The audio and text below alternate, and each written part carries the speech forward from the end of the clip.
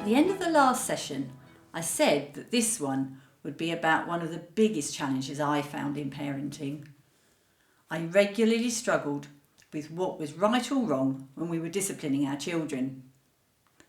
In the first session, we talked about the wisdom of Solomon. I remember someone telling me that when you're a parent, you have to make 1,000 decisions a day, each of which needed the wisdom of Solomon. This was especially true once we had 2 children. I often found it really difficult when one of them came to me upset with the other one. It felt as though I was supposed to be peacemaker, judge and jury, and all with half a second to react. It didn't help that I was easily persuaded by both their arguments and ended up unsure as to who was right. Take a look at the next video and decide what you would do. Your first reaction might be that Danielle was at fault and that I was too soft on her. But notice how suddenly Zoe stops crying. I'm not convinced that those tears were real. Watch telly, darling! Now sit down, darling, on the floor so I turn the telly on. Oh, and I will not turn the telly on. Good girl, no, not that way. The other way. The telly's here on the sofa, darling. No, look what one. Look it that way. Usually in these games, Danielle tells Zoe what to do, but Zoe does what she wants to do anyway, I think. Naughty girl, turn. Oh dear. Oh dear. But Dad, I won't try. Zoe! Well, what do you say to her? What happened again, Danielle? Why is she crying?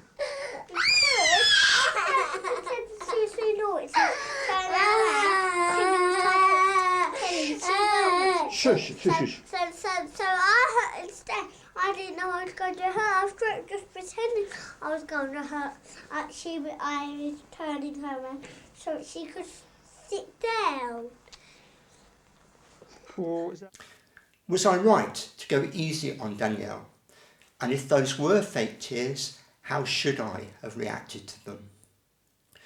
What would you have done in that situation? Can you think of a situation in your own life where it's not clear who's right and who's wrong? Take some time to think about it, and if you're with others, talk together about it.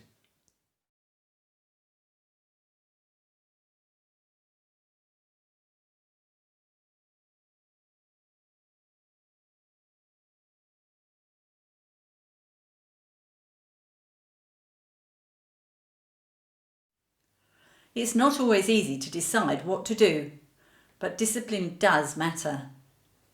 Let's go back to Solomon, or it may have been another writer from about that time, we're not sure. He wrote something that at first sight might sound a bit drastic.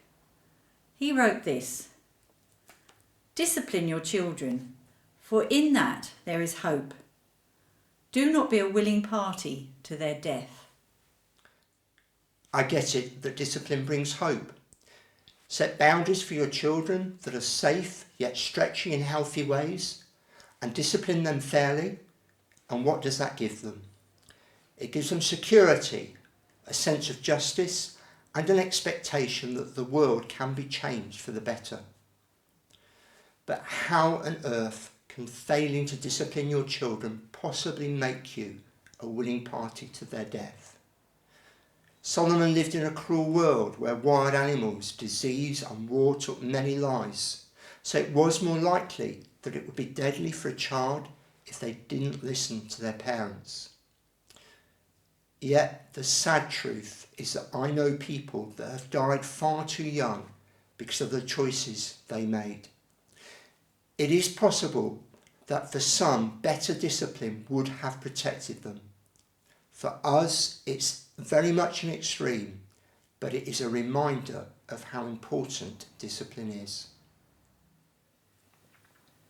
If discipline is so important, why do we struggle so with it? Listen to how the children push the mother in this story and then spend some time thinking about how it went wrong for the mother. If a story like this isn't for you, you can go direct to the next part and think about what stops us from holding our discipline. Have you ever wondered what happened to Goldilocks and the three bears? Well, a few years after they rose to fame, Baby Bear had a sister, Babina Bear. Mummy Bear had had a long week. Why do bees make so much bzzz noise when you take their honey? Why do salmon slap you in the face as they sail past you? Why does every creature on earth decide to let you know they're there just when you're trying to fall asleep? Daddy Bear was out hunting again. So yet again she had to collect the children from Bear Cub Minder. Dragging her paws as she lumbered slowly along, she briefly hoped that her cubs had burned up most of their energy. A shout of "Mummy!" and the sight of Baby Bear bounding towards her soon shattered that dream. "I got given a prize for climbing the highest tree," he said, bounding around as though he'd been stung by 1,000 bees. "I told Bear Cub Minder you'd give me a treat when I got home, because you said you would when I got better at climbing. Can we go to the river?" "No, we can't," Mummy Bear said. "Why not?" Baby Bear asked in a bit of a whiny voice. "You said you'd give me a treat. That's not fair." Wearily, Mummy Bear explained. "When the sun came up, I reminded you it was your turn to clean the den. And you said you'd do it when you'd had breakfast. When you'd had breakfast, I asked you to clean the den, and you said you'd do it when you'd done your tree climbing practice. When you'd done your tree climbing practice, I asked you to clean the den, and you said you'd do it after you'd been to Bear Cub Minder. So you can't go to the river because you need to sweep the den." Babina Bear piped up rather sadly. "I did really good tree climbing too today, but I didn't get a prize." With a sinking heart, Mummy Bear said, "I'm sure you'll get one another day." "No, I won't," said Babina Bear with a catch in her voice. "I never get a prize." Then she brightened up and said, "Oh, please, can we go to the river? And then it would be a prize for me too." "We're not going to the river," said Mummy Bear firmly. "Uncle Teddy took Barnaby to the cinema when he did really good tree climbing," said Baby Bear. "Uncle's kind." "Uncle's kind, Uncle's kind, Uncle's kind," sang Babina Bear. "And it's not fair on Babina Bear if she doesn't get a prize," pronounced Baby Bear. "Prize, prize, prize," sang Babina Bear. Mummy Bear thought of how relaxing it would be to float in the river while the children played happily. "When will you sweep the den then?" she asked wearily. "Tomorrow! Tomorrow!" they both shouted gleefully as Mummy Bear turned towards the river. Let's spend some time thinking about what the children did to persuade the mother, whether she was right to give in. If you're with others, do share your thoughts together.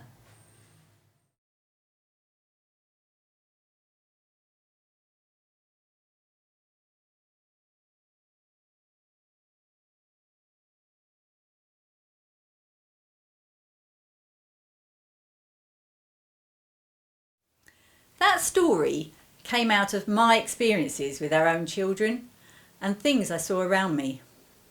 My difficulties were with struggling to hold my ground if the children were upset, if I was concerned I might be unfair in any way, if I was tired, or just not wanting them to dislike me. Somehow the girls knew that and could push all those points. Sometimes it's fine to be persuaded, but do it repeatedly and the children will press you all the harder next time. I don't know if you've seen film of walruses fighting. They can be more than 20 times the weight of a human, and they rear up and crash their huge bodies into each other until eventually one of them backs down. Throughout the animal kingdom, those fights take place to determine who the top animal is. You can maybe guess where I'm going with this.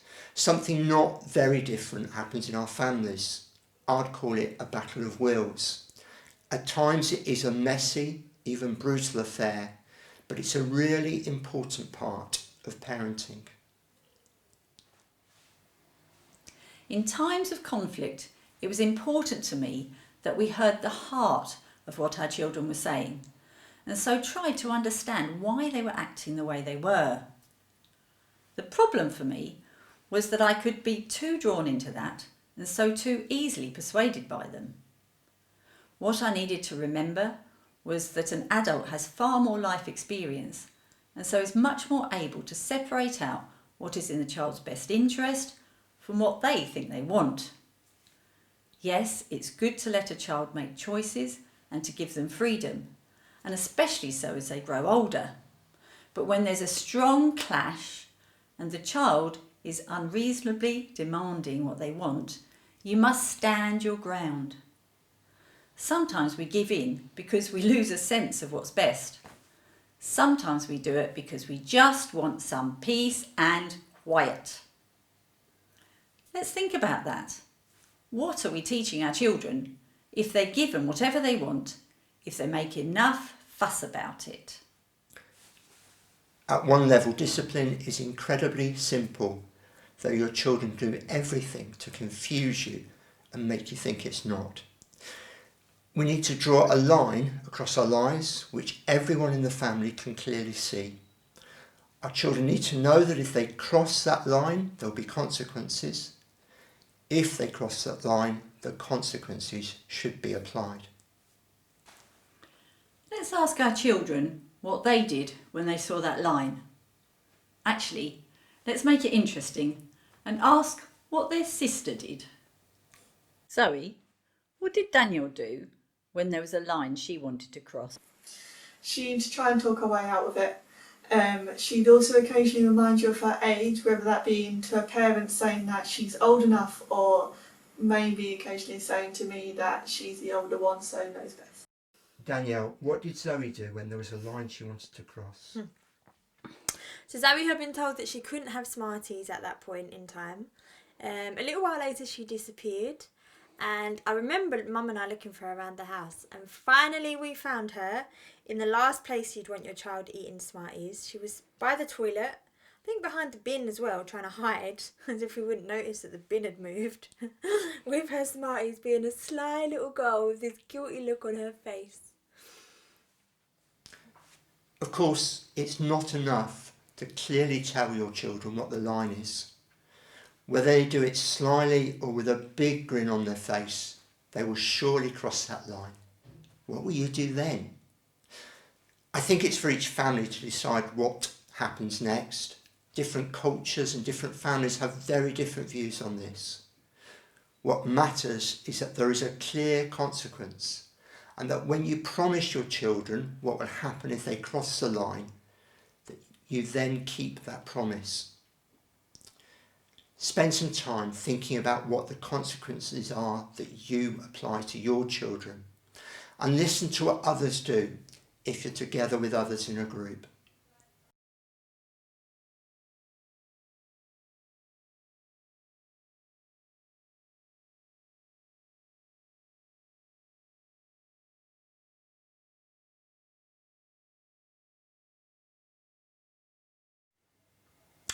I talked earlier about walruses fighting.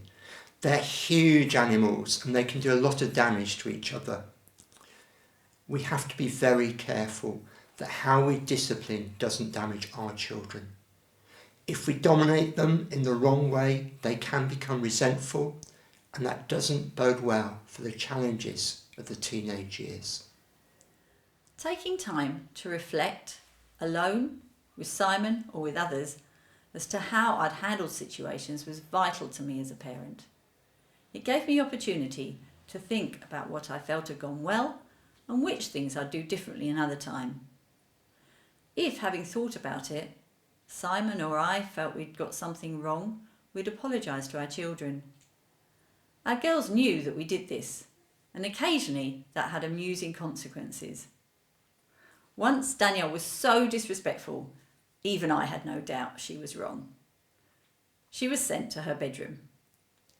Sometime later I went to see her, expecting to find her softened and sorry. Instead, I was met by a still furious daughter who said, "Good, you've finally come to apologise." Something we learnt time and again is that children are masters at pushing the line between what they are and what they aren't allowed to do, so that even you become confused as to what you said. On the other hand, if you treat someone else differently to them, they'll soon tell you. Although they might confuse you as to what the boundaries are, children hate inconsistent lines.